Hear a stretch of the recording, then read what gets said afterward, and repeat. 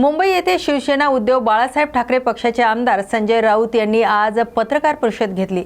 या पत्रकार परिषदेत त्यांनी राज्यातील सध्याच्या राजकीय परिस्थिती, आगामी निवडणुका तसेच विविध सामुदायिक मुद्द्यावर भूमिका मांडली। सरकारच्या निर्णयावर त्यांनी टीका केली तर विरोधकांच्या आरोपांना प्रत्युत्तर दिले। पत्रकारांच्या प्रश्नांना उत्तर देताना त्यांनी पुढील राजकीय घडामोडीवर संकेत दिले। आता नेमकं काय म्हणाले खासदार संजय राऊत ते पाहूया। यांच्यामध्ये जागा वाटपाचा प्रश्न नव्हताच ना, नाहीच आहे। आणि कालपासून बैठका मेळाव्याना सुरुवात झाली। काल माननीय उद्धव साहेबांनी सेना भवनामध्ये शाखा प्रमुख पदाधिकाऱ्यांचा मेळावा घेतला। आज राज ठाकरे यांचा रंगशारदामध्ये मेळावा आहे। आम्ही कामाला लागलेलो आहोत, कामाला लागलो आम्ही, कार्यकर्ते कामाला लागले, कार्यकर्ते एकत्र काम करत आहेत। त्यात काय, जेव्हा दोनपेक्षा जास्त पक्ष एकत्र येतात आणि जागांची देवाणघेवाण होते, त्याच्यामध्ये ज्यांच्या जागा जातात अशा सगळ्याच पक्षांमधले त्या प्रभागातले जे प्रमुख लोक असतात, जे इच्छुक असतात, ते अस्वस्थ होणारच। मग ते काँग्रेस पक्षात असतील, राष्ट्रवादी काँग्रेस पक्षात असतील, शिवसेनेमध्ये असतील, शिंदे गटामध्ये असतील, भाजपमध्ये असतील।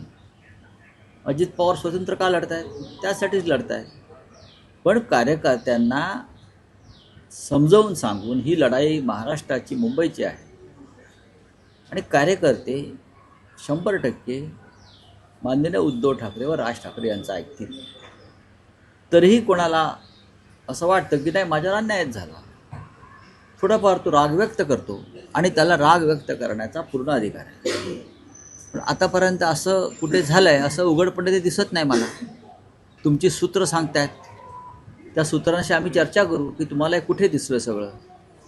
पण संपूर्ण महाराष्ट्रामध्ये आणि मुंबईमध्ये या क्षणापर्यंत लोक काय रस्त्यावरती आलेले नाही आहेत ना। जसं शिंदे गटात चाललेलं आहे, ठाण्यात, मुंबईत राजीनामा सत्र सुरू आहे, तसं अजूनपर्यंत आमच्याकडे कुठे दिसत नाही। आम्ही कार्यकर्त्यांना विश्वासात घेऊन प्रत्येक गोष्ट सांगण्याचा प्रयत्न। हे काय 1857चं बंड आहे का? नाही, बंड कशाला म्हणतात? हे 1857चं बंड आहे का? देशासाठी, क्रांतीसाठी नाही ना। हा प्रत्येकाचा व्यक्तिगत निर्णय असतो। ज्या पक्षानं आपल्याला 40 वर्ष बरंच काही दिलं आहे, एखाद्या वेळेस तो पक्ष एखाद्या क्षणी नाही देऊ शकत। अशा वेळेला कुणाला मी बंड करतो असं वाटत असेल त्याला बंड म्हणत नाही। आता शिंदे गट पण म्हणतो ना, आम्ही बंड केलं। कसलं बंड केलं? घंटा कसलं बंड केलं?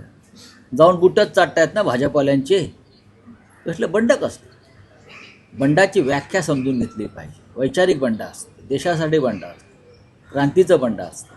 तर एखाद कोणीतरी वेगळा निर्णय घेतो, त्याला बंड म्हणणं हे चुकीचं आहे।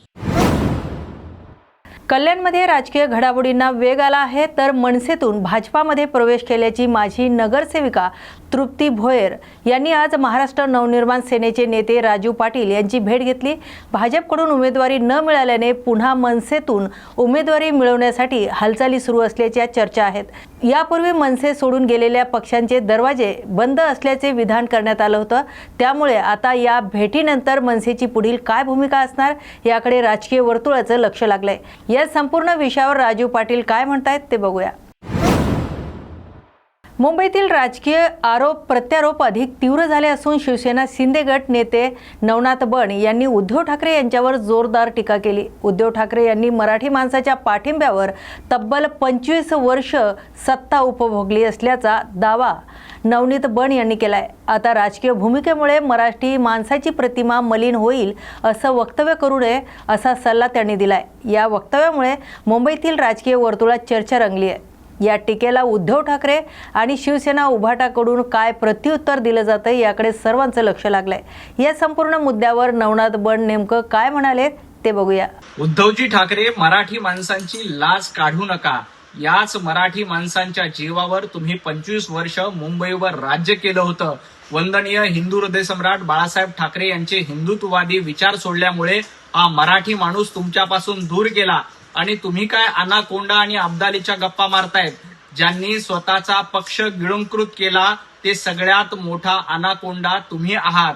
आणि अब्दालीच्या भाषा तर तुम्ही करू नका, कारण तुम्ही स्वतः औरंगजेब फॅन क्लबचे अध्यक्ष आहात. तुम्ही महाराष्ट्र धर्माच्या देखील गप्पा करू नका. महाराष्ट्र धर्म म्हणजे विकासाचा धर्म, महाराष्ट्र धर्म म्हणजे मुंबईला पुढे घेऊन जाण्याचा धर्म, महाराष्ट्र धर्म म्हणजे एकतेचा धर्म.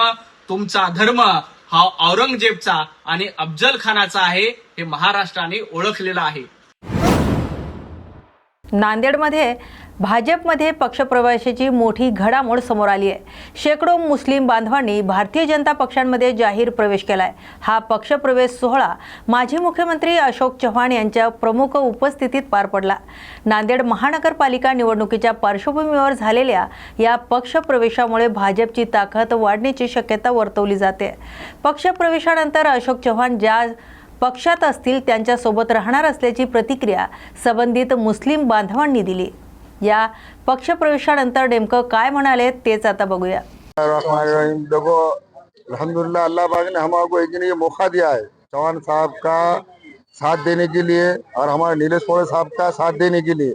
ये हमारे चहेते नेता है अशोकराव साहब और हमारे नीलेश पोड़े साहब वहीनी, ये हमारे चहेते नेता है. हम इनके लिए बीजेपी में क्या हर जगह चिन्ह बदलने से आदमी नहीं बदलने वाला है, आदमी वही रहने वाला है. इनकी अच्छाई को देख के और ये साहब को देख के हम बराबर इस पार्टी में नहीं, साहब कोई भी पार्टी में जाएंगे तो रहेंगे. और पार्टी में बीजेपी में आना है क्या गुनाह थोड़ी है, कोई क्राइम थोड़ी कर रहा है कोई. यहाँ पे आ रहा अपनी मर्जी से लोग आ रहे और आदमी अच्छे चोरों को देख के आते, चोरों के पीछे नहीं जाता कोई. आदमी जब बनता है ना तो उसको एक दिन अच्छा बना, जब भी उसके लिए इतने सारे लोग आए. हम आज एक दिन पिरवान से 400-500 लोग आए और इस पार्टी के अंदर हमने प्रवेश करे और हम नीलेश पोड़े साहब को और ये पार्टी को हमेशा अशोकराव साहब को हमेशा साथ देंगे. नवी मुंबईतील राजकीय घडामोडीवर मनसेचे प्रवक्ते गजानन काळे यांनी प्रतिक्रिया दिली. नवी मुंबईत आपण शिवसेना, उद्धव बाळासाहेब ठाकरे गट आणि महाविकास आघाडी सोबत असल्याचं त्यांनी स्पष्ट केलंय. अजित पवार गटांसोबत कोणतीही चर्चा झाली नसल्याचं सांगत भारतीय जनता पक्ष आणि शिवसेना शिंदे गट यांच्या विरोधात जे घटक पक्ष सोबत येतील त्यांचं स्वागत असल्याचे गजानन काळे म्हणाले. या विषयावर नेमकं काय म्हणाले गजानन काळे ते बघूया. नाही, महाराष्ट्र नवनिर्माण सेना आणि उद्धव बाळासाहेब ठाकरे यांची शिवसेना यांची युती मुंबई बरोबरच कल्याण डोंबिवली असेल, ठाणे असेल, पुणे असेल, नाशिक असेल आणि नवी मुंबईत सुद्धा या दोन्ही ठाकरे बंधूंची युती झालेली आहे. जागा वाटपा संदर्भातल्या 4-5 बैठका शिवसेना आणि महाराष्ट्र नवनिर्माण सेना असं आमच्या झालेल्या आहेत आणि लवकरच आज उद्या चित्र स्पष्ट होईल आणि उद्या परवा फॉर्म भरायची सुद्धा प्रक्रिया सुरू होईल. महाराष्ट्र नवनिर्माण सेना म्हणून आमच्याकडे 111 जागांसाठी उमेदवार होते. त्यातले 49 जागांसाठीचा आग्रह आज आम्ही उद्धव बाळासाहेब ठाकरे या शिवसेनेकडे केलेला आहे. तरी आमच्या चर्चेत महाराष्ट्र नवनिर्माण सेना आहे, उद्धव बाळासाहेब ठाकरे यांची शिवसेना आहे आणि राष्ट्रवादी काँग्रेस पक्ष शरद पवार गट आहे आणि सोबतच काँग्रेस कदाचित येईल किंवा नाही येणार त्यांच्याबरोबरच्या चर्चा. पण अद्याप तरी आमच्या चर्चेत कुठेही अजित पवार गटाचे प्रतिनिधी येताना आणि चर्चेत सहभागी होताना दिसत नाही. मी भारतीय जनता पक्षाला आणि RSSचे जे काही कार्यकर्ते आज इच्छुक आहेत, आपण आयुष्यभर एका कुटुंबाचे आणि कुटुंबाचे जे सरदार आहेत त्यांच्या आयुष्यभर सतरंजा उचलणार आहात का? एक वेळ एक प्रसंग असतो, या नवी मुंबईचा विकास करायला म्हणून संदीप नाईक राष्ट्रवादी काँग्रेस पक्षात जातात. तिथे निवडणूक हरल्यानंतर परत स्वतःचा विकास करायसाठी आणि स्वतःसोबत नेलेले जे 40 पक्ष बदलून नगरसेवक आहेत यांचा विकास करण्यासाठी परत भारतीय जनता पक्षात येतात. त्यांनाच तिकीटं मिळणार आहेत. ह्या पक्ष बदलूंना शिंदेकडे असलेल्या गद्दारांनाच तिकीटं मिळणार आहेत. त्यामुळे तिथे असलेल्या निष्ठावंतांची कोंडी होणार आहे. महाराष्ट्र नवनिर्माण सेना, शिवसेना आणि राष्ट्रवादी काँग्रेस पक्ष आम्ही निष्ठावंतांना सोबत घेऊन ही निवडणूक लढवणार आहोत आणि जिंकणार आहोत. मला वाटतं अमित साटम आणि आशिष शेलार यांना आता कोणी विचारत नाहीये. त्यामुळे उत्तर भारतातून आणि बिहारमधून स्टार प्रचारक घेऊन यावे लागतात. हीच ती भारतीय जनता पक्ष आहे ज्याच्याबद्दल आम्ही म्हणतो हिंदी भाषेची सक्ती असेल, कबूतर खाण्याच्या वेळी एका जैन समाजाचं ज्या पद्धतीने तुष्टीकरण केलेलं आहे त्यासाठीच आज महाराष्ट्रातलं मराठी मन एकवटलंय आणि यांना योग्य तो धडा येणाऱ्या महानगरपालिकांमध्ये नक्की शिकवेल. नागपूरसह विदर्भातील अकोला, अमरावती आणि चंद्रपूर महानगरपालिका निवडणुकीसाठी महायुतीच्या जागांवाटपाबाबत चर्चा अंतिम टप्प्यात असल्याची माहिती चंद्रशेखर बावनकुळे यांनी दिली। भाजपचे सर्वेक्षण पूर्ण झाले असून उमेदवाराची यादी लवकरच अंतिम होईल असं त्यांनी सांगितलंय। यावेळी त्यांनी संजय राऊत यांच्या वक्तव्यावर प्रतिक्रिया देत टीकाही केली। तसेच विदर्भात महायुती आणि भाजप प्रमुख पक्ष म्हणून चांगलीच कामगिरी करेल असा विश्वास त्यांनी व्यक्त केलाय। या संदर्भात बावनकुळे नेमकं काय म्हणाले ते पाहूया। अकोला, अमरावती, चंद्रपूर आणि आता नागपूर या महानगरपालिकेमध्ये भारतीय जनता पार्टी, शिवसेना, महायुतीच्या बद्दल चर्चा करण्याकरता बैठक झाली। महायुती होईल आणि सोबतच भारतीय जनता पक्षाचे सर्वच उमेदवार आज अंतिम होतील। माननीय प्रदेशाध्यक्षाची मान्यता आल्यावर याला अंतिम रूप मिळेल आणि मला वाटतं आम्ही सर्वांनी मिळून आमच्या सर्व नेत्यांनी एकत्र बसून याद्या फायनल केलेल्या आहे आणि मला विश्वास आहे की विदर्भातल्या आणि महाराष्ट्रातल्या सर्वच महानगरपालिकेमध्ये 2/3 बहुमताने 51% वर मतं घेऊन महाराष्ट्रामध्ये महायुती, विदर्भात महायुती आणि भारतीय जनता पार्टी प्रमुख पक्ष म्हणून या ठिकाणी आपल्याला एक मोठं यश भाजपाला मिळेल, महायुतीला मिळेल असं मला वाटतं। सर, याद्या कधीपर्यंत येण्याची आणि उमेदवार कधीपर्यंत डिक्लेअर होण्याची शक्यता आहे आणि शिवसेनेला किती जागा कुठे काय? नाही, आता अंतिम व्हायचं आहे।